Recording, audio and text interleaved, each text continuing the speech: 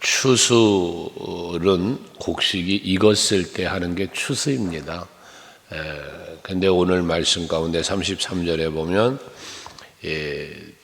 바벨론은 때가 이른 타작마당과 같은지라. 때가 이른 타작마당이라는 것은 물론 이른 곡식을 거둘 때가 있고 늦은 곡식을 거둬서 이른 비 늦은 비를 주신다는 이런 의미도 있겠지만, 아직 무르익지 않은 상태에서 이른 곡식을 거두는 추수 때를 말합니다.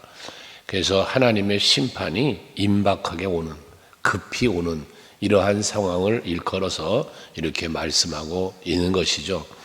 바벨론의 멸망의 때가 속히 오게 될 것에 대해서 말씀하고 있다는 것입니다.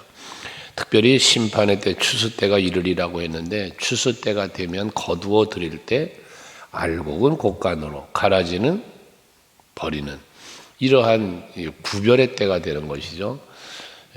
그래서 알곡과 가라지가 구별되는 것처럼 선과 악이 구별되고 영생과 영벌이 구별되는 때, 이게 추수 때를 의미합니다.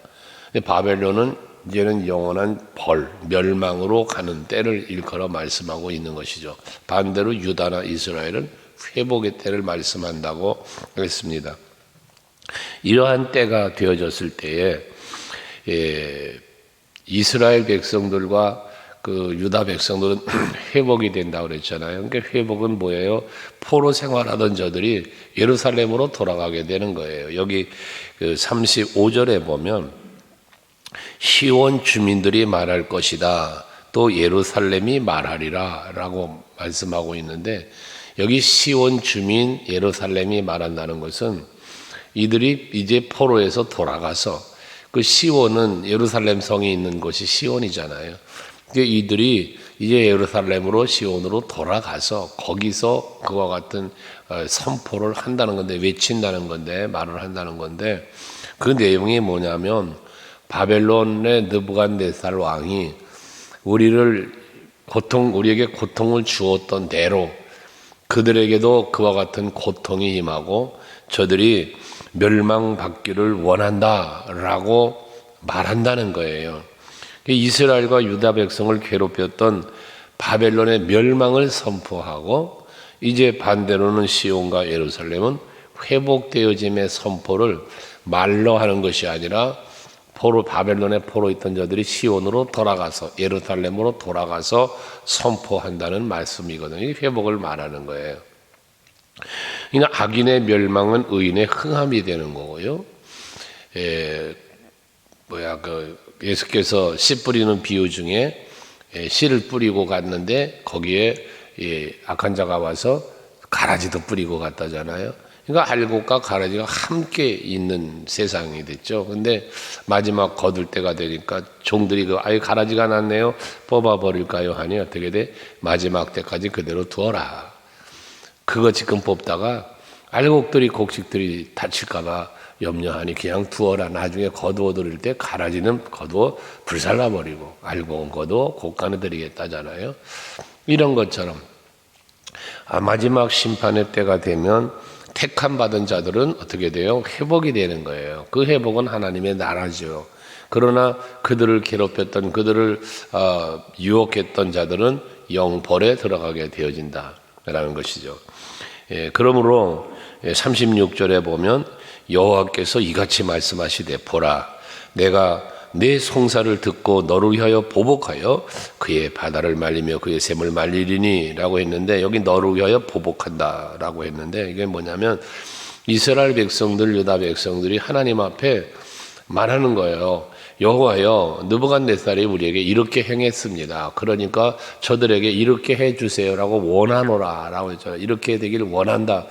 이 백성들의 외침의 소리를 하나님은 들으시고, 그러므로 저들의 외침대로 하나님은 보복해 주시겠다는 말씀이거든요.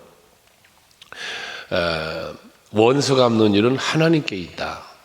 그죠? 다윗이 그러잖아요. 사울 왕이 자기를 죽이려고 해요. 압살롬이 자기를 죽이려고 해요. 하지만 다윗은 사울 왕을 죽일 수 있는 기회가 있었어요. 또 압살롬도 죽일 수 있는 그런 상황이 되었지만 다윗은 그렇게 하지 않았잖아요. 종 다윗은 그렇게 하지 않았어요. 원수 갚는 일은 하나님께 있으니 하나님이 하실 거다. 오히려 압살롬을 죽인 자를 책망하는 그러한 다윗의 모습을 보잖아요. 그 아들을 위하여 눈물을 흘리며 애통하는 그 모습도 보이지 않습니까? 원수 갚는 일은 하나님께 있다는 거예요. 그래서 너를 핍박하는 자가 있느냐? 그를 위하여 축복을 하라고 로마서 12장은 말씀하고 있는 것입니다. 여러분들도 마찬가지입니다. 우리는 그저 뭐합니까? 사랑하고 축복하고 그러면서 살면 나의 대적, 나의 원수는 하나님이 대적해 주시고 하나님이 멸해 주신다는 그런 것을 믿는 여러분이 되셔야 돼요. 내가 대적하려 하지 말고 내가 원수 맺으려고 하지 말자는 거죠. 저희 선배님 중에 제가 어릴 때 주셨던 말씀 중에 하나가 목회하면서 적이 생기면 안 된다. 적이 만들어지는 목회를 하지 말고 적을 만들지 않는 목회를 하도록 하라. 우리 아버지가 어렸을 때 원수 맺지 말아라 라고 하는 말씀과 같은 맥락의 말씀을 주셨는데, 그러니까 정치하지 말아라 이런 말씀을 하셨던 거예요. 그러다 보면 꼭 내가 원치 않는 적들이 생긴다라는 그런 말씀이 생각나는데, 아무튼 우리는 하나님 원수 갚는 일은 하나님이 하신다. 하나님이 보복해 주신다는 걸 믿고 그저 우리는 사랑의 마음 갖고 서로에게도 마찬가지고 누구에게나 사랑으로 대하는 여러분들이 될 수 있기를 바랍니다. 여러분들은 하나님의 자녀가 되었기에 하나님이 지켜주니까요. 하나님이 보호해 주실 거니까요. 다만 우리는 우상을 섬기거나 악을 행치 말고 오직 하나님 바라보고 하나님의 뜻을 따라 살기 위한 애씀이 있으면 될 것입니다. 그래서 저들을 위하여 하나님이 보복하시니까 저들은 다 망하게 되는 거예요. 저들은 37절에 보면 돌무기가 된다, 짐승들이 사는 처소가 된다, 주민이 없다, 이런 표현. 또 39절에 보면 열정이 일어날 때 내가 연회를 베풀고 그들이 취하여 기뻐하다가 영원히 잠들어 깨지 못하게 하리라. 저들은 흥하고 쾌락에 빠지고 여유로운 삶을 살았지만 하루아침에 망하도록 하신다는 거예요, 하나님이. 그리고 40절의 표현은 내가 그들을 끌어내려서 어린 양과 수양과 염소가 도살장으로 가는 것 같이 하겠다. 이 도살장에 끌려가는 송아지도 짐승들을 보면 여러분 어떤지 아시죠? 어른들의 얘기, 저는 직접 도살장 가는 건 못 봤습니다만은 소들이 도살장으로 끌려가는 거를 과거에 보신 어른들이 하는 말이 눈물을 흘리며 끌려가는 걸 보았다. 또 반항도 안 한다네요. 그냥 힘없이 그냥 끌려간다는 거예요. 그게 얼마나 처량하며 얼마나 불쌍한 모습입니까? 힘없고 약한 모습입니까? 그러한 모습으로 끌려가는, 그렇게 힘이 강했던 바벨론이, 그렇게 세상의 풍요를 마음껏 누렸던 그들이 이렇게 멸망당하고 아무 힘없다는 거예요. 41절에는요 세상이 함락되었다. 여기서 말하는 세상은 바벨론의 도시 중에 하나니까 바벨론의 멸망을 말하는 거예요. 온 세상 칭찬받는 성읍이 빼앗겼도다, 황폐했도다 그래요. 온 세상에 칭찬을 받던 바벨론, 그들이 그만큼 세상적으로 주변 나라들이 부러워하고 그랬던 나라였다는 거거든요. 그랬던 나라가 지금 함락이 되었다는 거예요. 빼앗겼다는 거예요. 황폐하게 되었다는 거예요. 세상에 그래서 자랑, 세상의 즐거움, 왜 이거를 다 버리고 오직 예수만 바라보고 예수가 가장 귀하다고 그런 고백을 합니까? 세상 것은 헛되기 때문에 그런 것입니다. 이들은 아무리 힘이 강했어도 전투력이 있었어도 또 많은 풍요가 있었어도 하나님의 멸하심 앞엔 아무것도 아니었다는 거잖아요. 더 나아가서 44절에 보면 내가 벨을 바벨론에서 벌하고 그래. 이 벨은 그들이 섬기던 우상이에요. 우상을 벌한다. 이건 뭡니까? 그들이 의지했고 그들이 믿었던, 그들이 그 우상을, 이 우상에게 기대했던, 벨이 우리를 지켜준다 생각했거든요. 벨이 우리에게 풍요로운 복을 주신다, 풍요의 신이라 생각했거든요. 그러니까 자신들이 누리는 모든 것이 이 벨이라고 하는 우상이 주는 줄 알았다는 거거든요, 저들은. 근데 하나님이 그 벨을 친다는 것은 저들을 지켜줄 리가 없고 저들이 의지하는 게 없이 만들어 버리겠다는 거예요. 어제 주일 예배 때도 말씀을 여러분들에게 드린 바 있지만, 우리가 하나님보다 더 사랑하고 하나님보다 더 의지하는 것이 생기면 여러분, 하나님은 여러분들이 하나님만 바라보고 하나님을 의지하게 하시려고 그걸 빼앗아 버린다 그랬잖아요. 이게 정말 저는 그 말씀을 선포할 때도 그저 혼자 묵상하다가도 정말 무서운 거예요. 내가 하나님보다 더 사랑하고 하나님보다 더 소중히 여기는 게 생기면 안 되겠구나. 특별히 내가 정말 사랑하고 내가 정말 소중히 여기는 것일수록 주께 맡겨야 되는구나 라는 생각을 하는 거예요. 여러분들이 이 생각은 정말 여러분이 가져야 될 신앙의 생각이에요. 안 그러면 여러분, 내가 가장 사랑하는 거, 내가 아끼는 거, 이거 하나님 빼앗아 버리면 이건 얼마나 큰 아픔입니까? 그래서 소중한 것일수록, 사랑하는 것일수록 하나님보다 더 소중히 더 사랑하지 말고 주께 맡기는 여러분들이 되시라는 거예요. 그럼 하나님이 지켜주시는 거예요. 반대로 내가 지키는 것보다 하나님이 지키는 게 더 보호받는 거 아니겠어요? 하나님이 지켜주셔야지. 하나님이 지키지 않으면 파수꾼의 경성함이 허사로다 그러잖아요. 아무리 성을 지켜보려고 파수꾼을 세워놓고 밤새도록 경배하고 뭐 해도 하나님이 지켜줘야 된다는 거예요. 그러지 않으면 그 허사라는 거예요. 이 바벨론이 지금 그런 거 아닙니까? 그것처럼 여러분들은 항상 그 무엇보다도 하나님을 사랑하고 그 무엇보다도 하나님을 의지하는 그런 신앙으로 살아가실 때 하나님께서는 여러분들을 지키시고 보호하고 은혜 베푸시며 평안 중에 살도록 축복하실 줄로 믿습니다. 그러므로 45절 46절에 보면 나의 백성아 그랬어요. 자, 너희들 그동안 포로 생활했어. 너희들 힘들고 어려운 고난의 시간을 보냈어. 바벨론이 너희들 그렇게 괴롭혔는데 내가 너희를 괴롭혔던 문제 바벨론 이거 해결해 줄 거야. 이거 멸할 거야. 그러니까 어떻게 됩니까? 그러니까 나 백성아 너는 그 중에서 나와서 각기 여호와의 진노를 피하라. 지금 바벨론엔 하나님의 진노가 임할 거니까 넌 거길 빨리 피하라는 거거든. 이 피하라는 게 뭐 하나님이 피할 길을 주시는 거죠.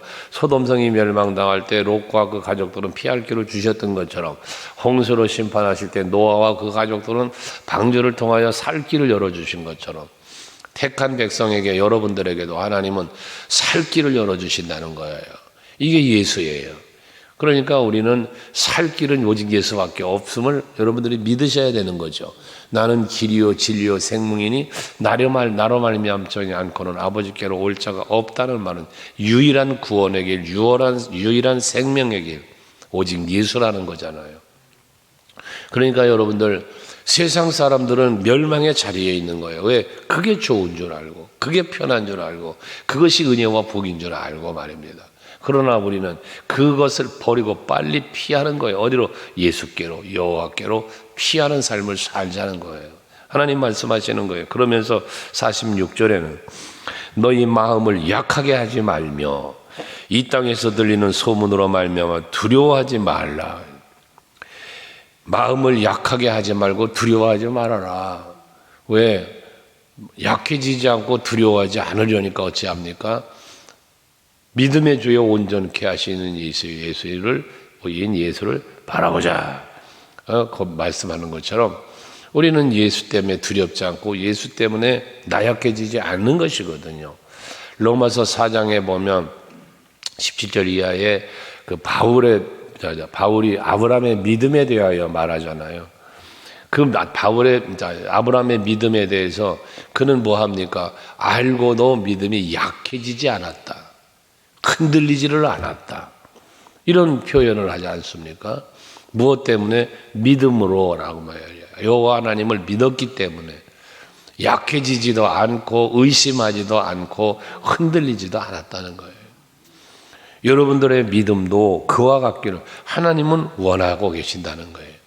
마음이 나약해지지 마시고 두려워하지도 말고 오직 하나님은 나의 하나님이 되셔서 나를 지키는 자여 나의 보호자여 나에게 은혜 베푸시고 생명을 주시는 하나님이심에 대한 그러한 믿음과 고백이 여러분의 입술에 항상 있기를 원합니다. 그러면서 소문은 이 해에도 있겠고 저 해에도 있으리라.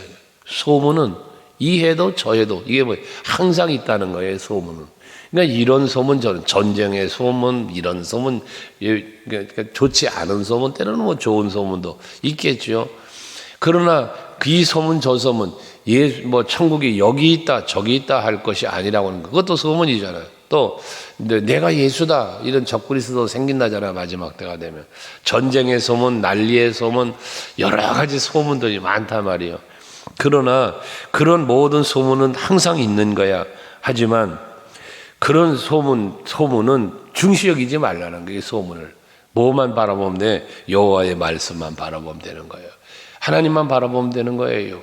홍수의 심판의 소문, 소돔성의 멸망의 소문, 여러분 바벨론의 멸망의 소문, 아무런 소문이 있으면 뭐 어떻습니까? 우리는 하나님의 보호 속에 있는데, 오늘도 여러분들이 이 세상이 아무리 흉흉해도, 여러분 거친 파도가 일어나도 예수와 함께 있으니 파도가 잔잔해지잖아요. 문제는 다 해결이 되는 거예요. 예수가 계신 곳에는. 병든 자도 고침받죠. 먹을 게 없으니 먹을 것이 해결되죠. 오병이어의 기적이 그랬죠. 가나 혼인잔치가 그랬죠. 여러분 모든 문제가 해결되는 거예요. 그러니 오늘도 여러분들이 이 아침에 주님의 전에 나와 예배하며 말씀으로 출발하시는 것처럼 오늘 하루를 살면서도 어딜 가든지 뭘 하든지 간에 항상 주를 바라보시고 주님과 동행하는 그 손길 붙잡고 살아가는 여러분들이 되시면 어떠한 어디에서도 어떠한 상황에서도 반드시 하나님은 여러분을 지켜주실 거예요. 보호해 주실 겁니다. 그 믿음으로 이날도 믿음의 승리자의 삶을 살아가는 여러분들이 되실 수 있기를 바랍니다. 기도하겠습니다.